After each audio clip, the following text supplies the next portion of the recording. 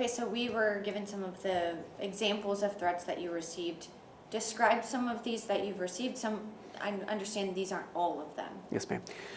Starting in approximately April of last year, around the time that the governor announced his intent to pardon Daniel Perry, I began to receive threats and death threats online and in social media. There were several of them that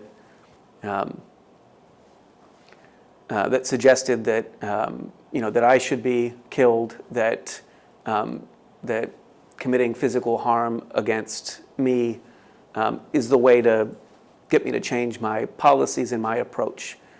The next month, in approximately May of last year, those threats began to escalate. I received a death threat at my home that arrived via U.S.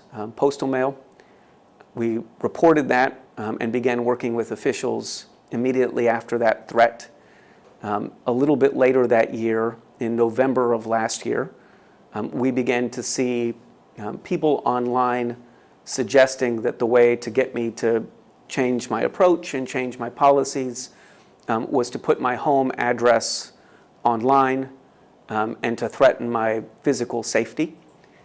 In approximately January and February of this year, users online began to post what they believed was my address, including photos and maps to what they believed was my address, and suggested that, again, that they had been looking for it and that that was the way to get me to change my approach. And shortly after that, those threats escalated more. Okay. How many threats would you say you received? I have to be honest that I did not keep a running tally or count. I am incredibly fortunate that at the Travis County District Attorney's Office, we have a team of investigators who work in the District Attorney's Office. Some of those investigators were monitoring those threats, and starting in February of this year, the Travis County's new security office also began to monitor those threats. I think there have been several over the last year and a half. I don't have an exact number of how many. Could we say dozens? Are we talking like hundreds? Definitely less than hundreds. I would say my guess is somewhere in the neighborhood of 10 or something like that. Okay. You said they were reported.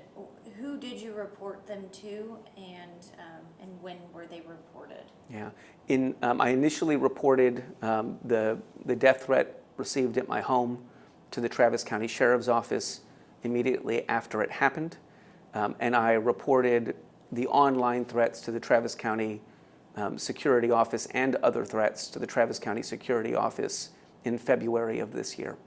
Okay, and so the Sheriff's Office was in February of this year too? No. So I'm distinguishing between the Travis County Sheriff's Office and the new security team that Commissioner's Court created in around January of this year, reported those threats to that team in approximately February of this year. Okay. Did the Travis County Sheriff's Office do an investigation? Did you get any results from that investigation? They did conduct an investigation, and they referred the matter to the United States Postal Service. To my knowledge, there were no results of that investigation. Yeah, I think that's the... Okay. What about the investigation into the online with the Travis County Security team? There was also an investigation into those threats as well. Okay. Any results for those? Yes, there have been results to those investigations. Can you talk about the results? Let me just say that, I think this is obviously a really important matter for us to talk about. We're living in an environment where threats against elected officials and violence against elected officials have increased significantly over the last 4 years or so. And it is important to me to be able to talk about these. I also have a responsibility to maintain the integrity of the District Attorney's Office ability to prosecute criminal cases. Some of those threats and those investigations involve ongoing criminal cases in my office, and it is most appropriate for me to wait until those criminal cases have concluded before we release any additional information about them. Okay. You said these threats started in April of 2023. Had you ever had any threats before then? Not to my knowledge, no. Okay. Why did you wait almost a year to ask commissioners to look at these threats? They started in April 2023. You asked commissioners to look at them in February. Yeah, so immediately after we received the death threat, we worked with the Travis County Sheriff's Department to have their security team evaluate my house and make recommendations, because that is where the threat was received. Once we received those recommendations, I reached out to county staff to inquire about the process and didn't hear back. When the threats became elevated in the fall of that year and into the spring, or the winter, I should say, of this year, I reached out directly to members of Commissioner's Court. Okay. So essentially it was a process that you had to go through. Okay. Would you say there was a last straw? Was it the death threat? What was the last, okay, something needs to be done? As I said, those threats became elevated in February and March of this year. And I think it is most appropriate for me to talk about them once criminal cases in my office have concluded. But there was a moment earlier this year that made me feel like I needed to take more action and communicate directly with Commissioner's Court. Okay. How did it make you feel when you received these threats, when people are calling you names and whatnot? Unfortunately, it is a part of this job. It is, and again, it's not something that I alone have experienced. Elected officials across the country and here in our county have all experienced an increased amount of threats. As I said, it isn't unfortunately a part of this job, but what I think about is my responsibility to make sure that we are able to fulfill our duties to prosecute criminal cases and, of course, to protect my family. Those are my two priorities, and those are the things that I'm going to continue to be focused on. Does it impact you at all personally, though?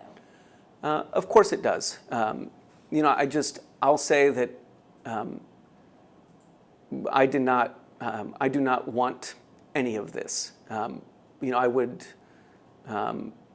much prefer to go back to a time when we did not need security, when we did not need to be constantly evaluating security threats. But it is an unfortunate part of this job. And this job is a privilege, and I am grateful to be able to do it. And so if that is what we have to go through in order to be able to do this work, that's what I'm going to do. But I need to be able to do that in a way that allows us to protect the integrity of criminal prosecutions in our office and to keep my family safe.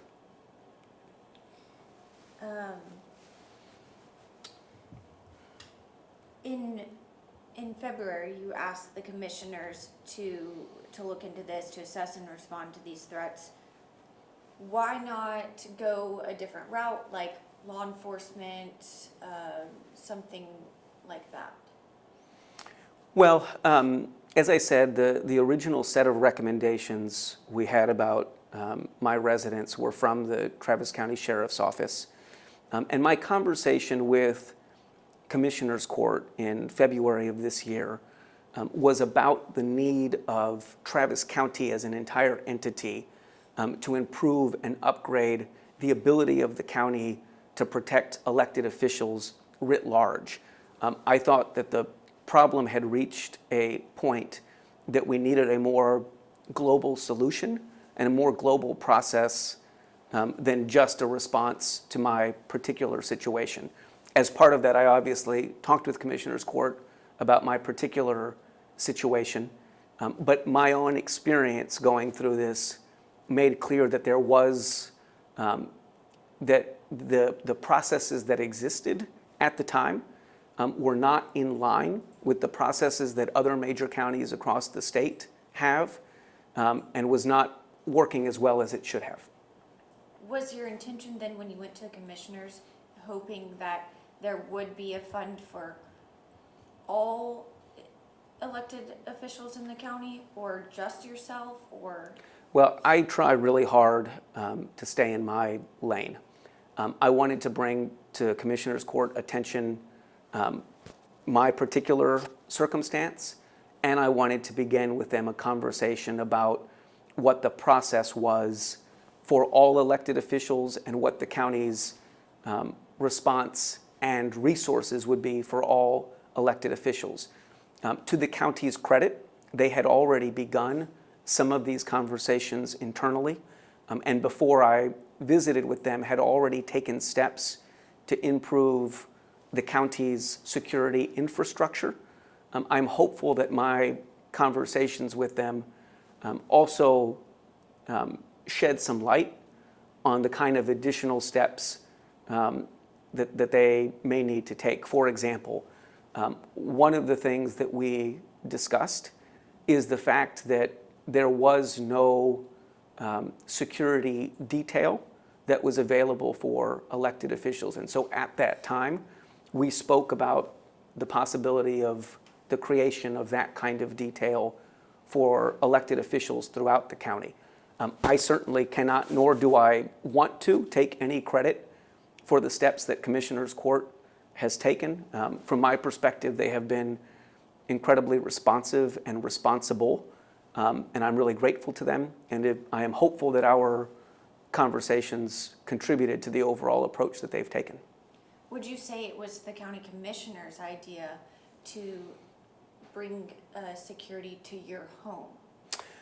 No, throughout all of this process, it has been important to Commissioners Court and to me to rely on the advice of security experts.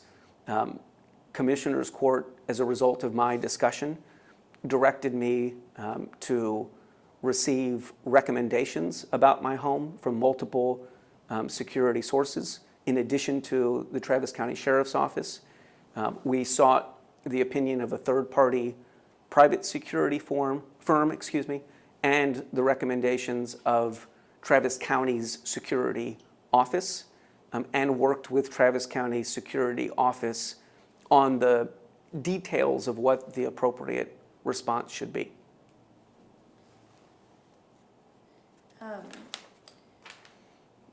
Talk to me about that process. Did they send out like an RFP, or what's the process to get the recommendations? I know you said, the security office and these different entities, but as far as going with a third party, how did that work? Yeah, so as I said, we had an initial set of recommendations from the Travis County Sheriff's Office that we received in June, I believe, of last year.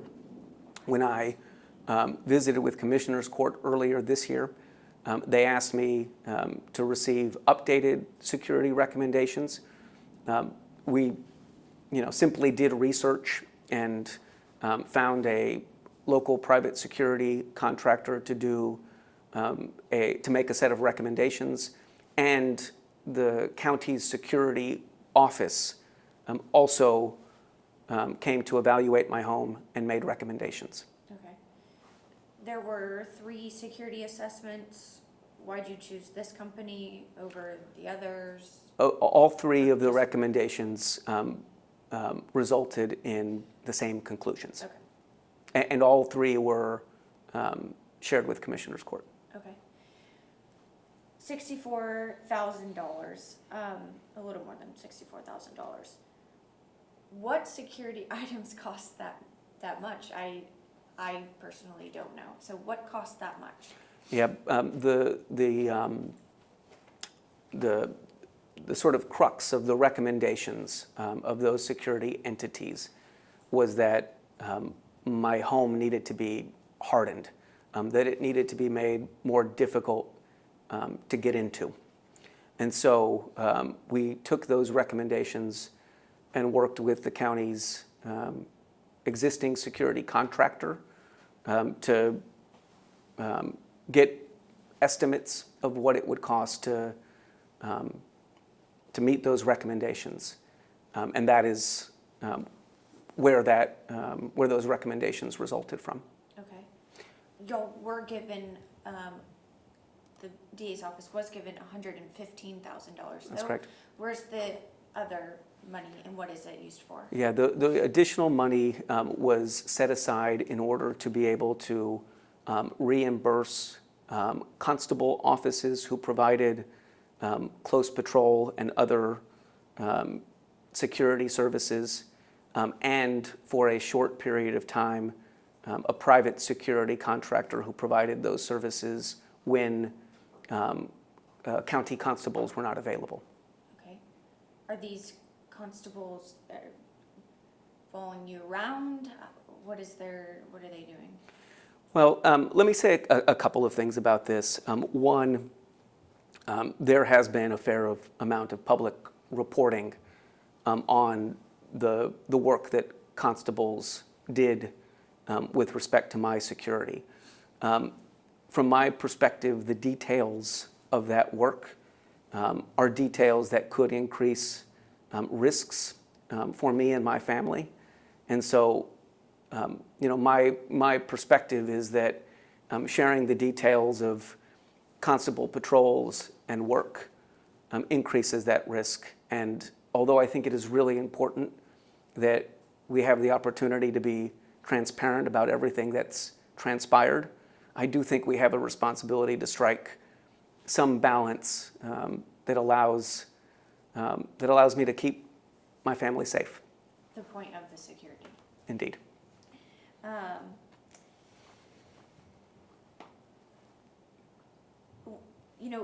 If these threats, the situation was dire, needed, why wait 3 weeks to put it on the agenda after the budget was, the $115K was provided to y'all? And I just want to make sure I understand your question. Are you referring to the initial vote taken by Commissioners Court? Yes. I think all I can say is that as grateful as I am to every single person who works in Travis County, including our security professionals, at the end of the day, we are still a bureaucracy that moves slowly. And so, unfortunately, the way of government is that these things take time. And so I think that's what happened here. Okay. The items that were given to us, some of them are still redacted. Mm-hmm. As a public information requester myself, Mm-hmm. when I receive them with the full, because this isn't all of it, full, will they still be redacted? Our position is that there are details in those documents that, if they were to be disclosed, would increase risk for me and for my family. And so we think the law supports that position. Obviously respect the position of the Attorney General's office, and the law allows us a process to appeal that determination and to have that decision reviewed by a district court judge here in Travis County. And we think it is important, not just for my situation, but for the situations of elected officials who have received threats in the past and the future, that we firmly establish that precedent. And let me just say as an aside, it is our view that that position is consistent with past legal precedent set by the Texas Supreme Court. Okay. And with what we were given, Mm-hmm. is it then the Attorney General's position that it would all be unredacted, or there? No. Okay. No. Yeah. As a result of the Attorney General's review, the Attorney General, the Office of the Attorney General determined that there were portions of that document that should be redacted, and that there were some portions that should not be redacted. Some of their determinations about what should not be redacted, we have accepted, and other portions we are continuing to appeal. And with what we received today, there are still portions that y'all chose to redact? So what you received today, in the documents that you received of the items that are redacted, some of those redactions are redactions approved by the Attorney General's office, and some of them are redactions that our office is seeking to continue to be redacted through an appeal in district court. Understood. Okay. I think the question here, because we've seen headlines, is based off of what was presented in the agenda and things like that. Why the secrecy? Is it secret? Why not just say what it is? Yeah. Or say why? Well, I think when we talk about what it is, there are multiple aspects of this. Part of what it is the nature of the threats themselves. And again, I think what I can say about that is that we have an obligation to protect the integrity of our ability to prosecute cases. That is the job for which I was hired, and it is my number one responsibility. And it is our view that the disclosure of some of that information would jeopardize our ability to prosecute cases in our office. There is some information that is related to the security measures that were taken, that it is our view, the details of which could increase risk for me and my family. These are difficult questions, and certainly the public is entitled to information and transparency about this. That is why we are seeking an appeal, so that there can be legal oversight of these questions. With how it was presented on the agenda, though, do you feel that there was secrecy to it, that y'all were being secret about it? Well, let me say a couple of things. One, I am really grateful to Travis County Commissioners Court and to the entire Travis County government. They are some of the, from my perspective, finest professionals in the state. The district attorney's office does not have control or authority over how all of the government's processes work. We're grateful for the decisions of Commissioners Court, and we stand by them, but not all of those decisions are ours. And I'll just say that I have full faith that Commissioners Court was acting in their view and continues to act in their view of what is appropriate under the law and what is appropriate in terms of their responsibility to keep county employees and county elected officials safe.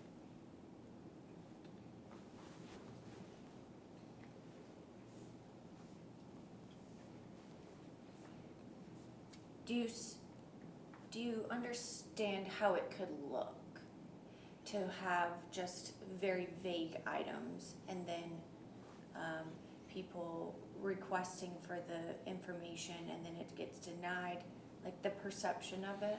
Do you understand it? Of course. We are living in a moment where I think our community, our public here in Travis County and across the country have in many ways expressed skepticism of the role and actions of government. And in many instances, that skepticism is well founded. We in elected office have a responsibility to be transparent. And often we have to weigh that responsibility against other important interests that we are charged with in these jobs. I'm confident that Commissioners Court and our office has done our best to strike an appropriate balance. And I look forward to being able to say more at the appropriate time. Judge Kasurik, who went before the Commissioners Court, she obviously survived an assassination attack, and she didn't have this security funding. Do you think you should have had the funding before her? Did you think it was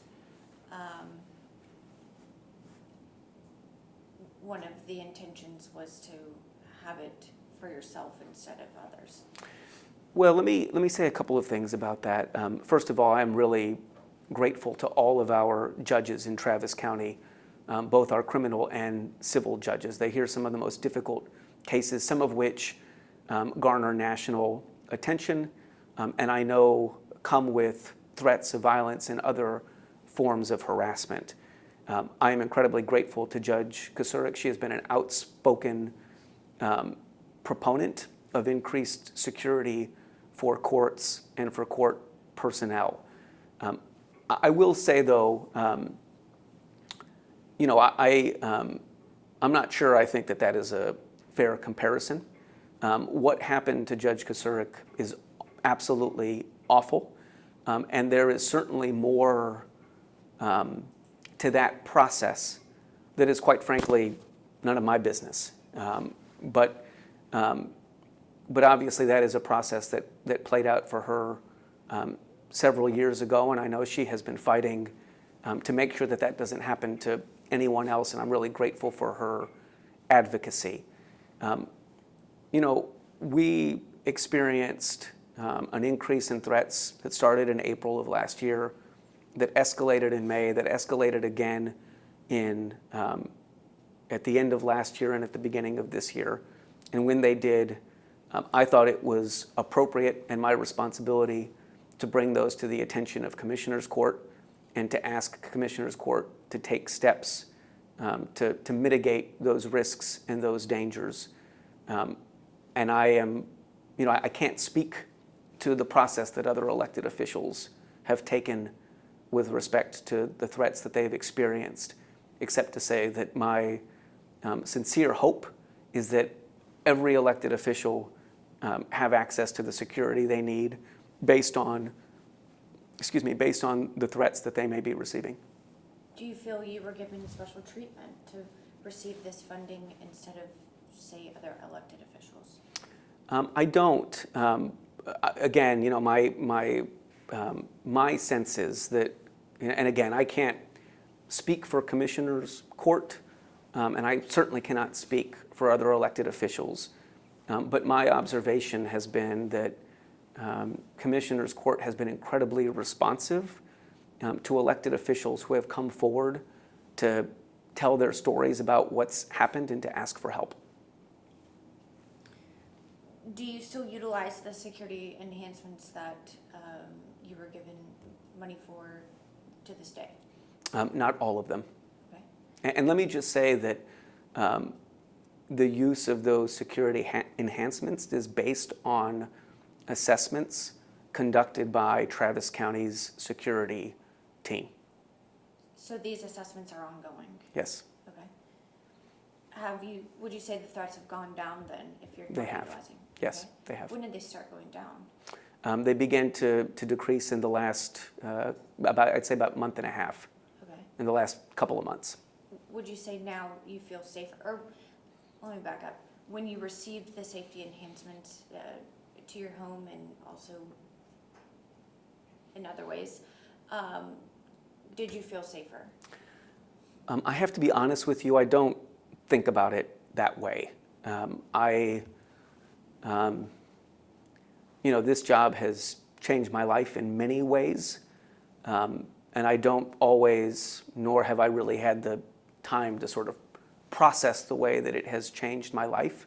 It just has, and let me be clear, I'm not complaining about that. That is, this job is a privilege, and I feel incredibly grateful to do it and to have the support of this community. But I don't often have the time to think about the ways things have changed and how I feel about those changes one way or the other. We have a job to do, and it is my responsibility to wake up every day and do that job. Feelings are out the door. You know, I've been, this community elects public servants to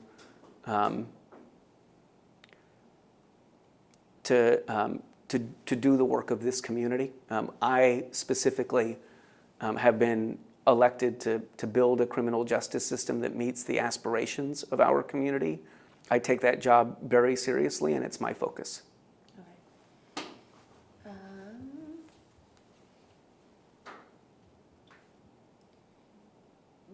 These are not all of the records. Do you have any indication of when I could receive the the full. Yeah, I know that the county open records team are working as we speak to prepare those documents with redactions consistent with the Attorney General's ruling and consistent with the county's appeal, and I know is working to get them as quickly as they can. I don't have a firm update for you now, but I'm happy to get one for you. Why release these today? It's, you know, these questions have gone on for some time. It is important to me to be able to correct the record, to be able to make sure that our community has access to information. It is also important to me, as I said, to make sure that we are guarding the county's interests when it comes to our ability to do the jobs that we've been elected to do, and to keep elected officials safe. We have followed the process by going through the Attorney General's office and by making appropriate appeals when we feel like that is necessary. There will be a moment where talking about these issues pose less of a risk to our ability to prosecute criminal cases. And I'm hopeful that that's going to be in the very near future, in the next several weeks, and we'll be able to say more then. As we are able, our goal is to be as transparent as possible. Do you think eventually everything will be revealed, or do you plan to continue to appeal? Well, so again, just a reminder that the Attorney General's determination was that some of the information was appropriate to withhold. We will obviously respect the decision of the court ruling once that is completed and comply with that decision. But just a reminder, the officials who review this information have already said that some of the information would not be appropriate for release. Right. Okay. Is there anything else that you would like to add on this topic? No. Again, I'll just reiterate that I'm grateful to Commissioners Court for the seriousness with which they've taken this issue.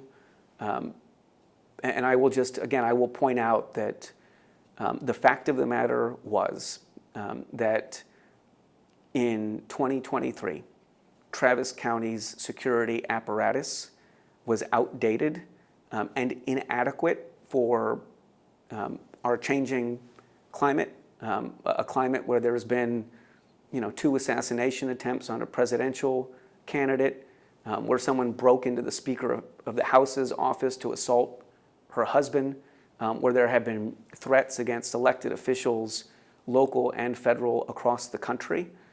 Our apparatus here in Travis County to detect those threats and to address them last year was woefully inadequate. And because of the steps taken by Travis County Commissioners Court, many which began last year, I think as a county we are in a far better place, and I'm really grateful to Commissioners Court for their bold leadership on this issue.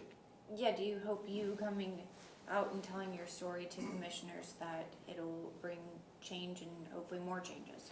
Well, I don't have concerns about Commissioners Court. I know that they have taken these risks incredibly seriously from the beginning, but I do hope that it will help other elected officials talk honestly and openly about what their experiences are serving an elected office. As I said, the reality is that far too often this has become a part of the job for local, statewide, and federal elected officials. And I hope that by talking about it more, we as a community and we as a country can decide together that political violence has no place in our discourse and has no place in our politics, and that elected officials from the top to the bottom will roundly reject these kinds of tactics and strategies. I think this is my last question. As far as the threats that we were provided today, would you say those were the worst of the worst? No. Okay. So there's more out there that are scarier. Well, look, I mean, I don't, again, it is, I'm not going to characterize these threats as scary or not scary. They are threats that we take seriously.